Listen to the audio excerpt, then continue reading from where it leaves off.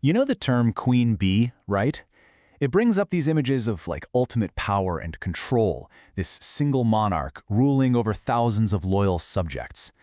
But let me tell you, the real story inside a beehive is so much stranger, way more brutal, and frankly a whole lot more fascinating than you can possibly imagine. And it's a good question to ask. I mean, you look at other complex insect societies like termites, and they have both kings and queens who rule side by side.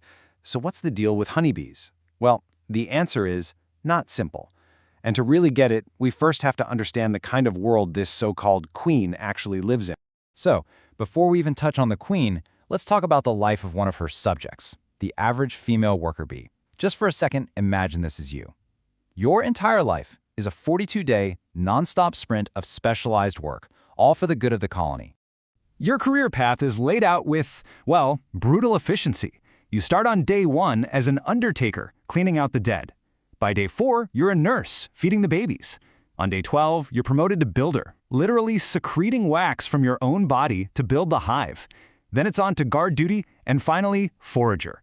And that's the most dangerous job of all, and it's the one you do until your wings literally fall apart. And that's the hard truth of it. There's no retirement plan, no sick days. Your body is just a tool for the colony, and once that tool is completely worn out, you are just forgotten, replaced. The whole system runs on perfect, ruthless efficiency.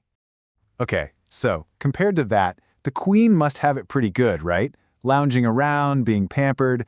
Well, not exactly. Her life isn't luxury. It's a life that kicks off with murder and ends with her being disposed of by her own kids. So how do you become queen? Well, first, you're fed this special stuff called royal jelly.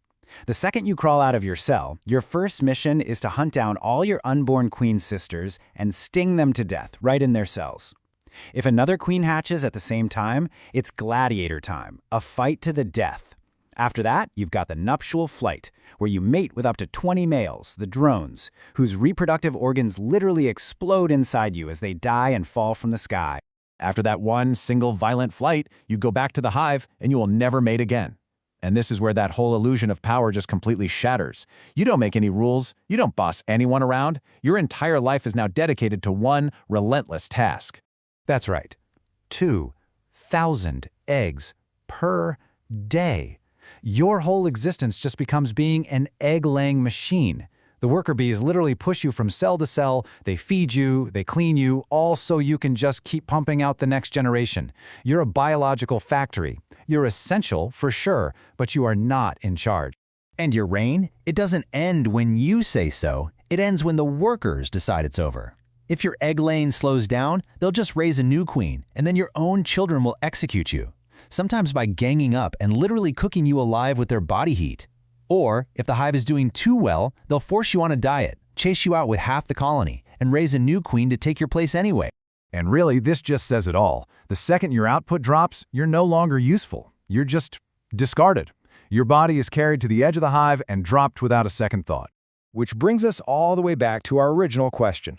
In a society this complicated, why on earth is there no king? Well, the answer is hidden in the truly bizarre way that bees pass on their genes.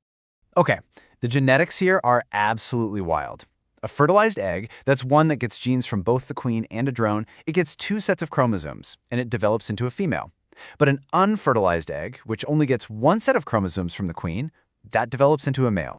And the consequences of this are totally mind-bending. For one, a male bee literally has no father. And since he only has 1 set of chromosomes to give, he can't have sons. He can only pass that set along to make daughters, which also means all of his daughters are incredibly similar, sharing 100% of his genes. And that is exactly why a king is a total non-starter. Think about it. If one single king fathered the whole hive, all of his daughters would be super related genetically. One bad gene, one weakness to a disease, and it could wipe out the entire colony.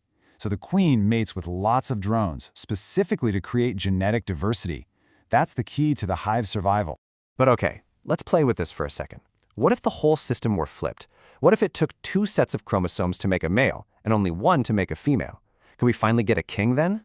Nope, the answer is still a hard no. It's totally irrelevant. Because in that scenario, females could just produce more females, more queens, more workers, all by themselves, with no male needed at all. The male would be completely biologically pointless for the future of the hive. So when you put all of this together, the worker's brutal life, the queen's violent servitude, the weird genetics, a whole new picture starts to form. We've been looking at this all wrong. We've been focusing on the individual bees. The concept we need to understand here is the superorganism. The hive itself is the real creature. The individual bees, from that poor forager to the so-called queen, are nothing more than its disposable cells and organs. Each one just has a specific job, all for one single purpose. So you see, the queen doesn't rule the hive. The drones don't rule. The workers don't even rule. The only thing that rules is the cold, hard logic of the hive's survival, and that logic is coded into their very genes. Every single action, every sacrifice, it all serves the superorganism. And that kind of leaves us with a final thought, doesn't it? The next time you hear someone get called a queen bee, you might see it a little differently. Are we really talking about a person who's in charge? Or are we, without even knowing it, describing a prisoner in a gilded cage? An essential part of the machine, yeah, but one that's destined to be cast aside the moment her productivity drops. Something to think about.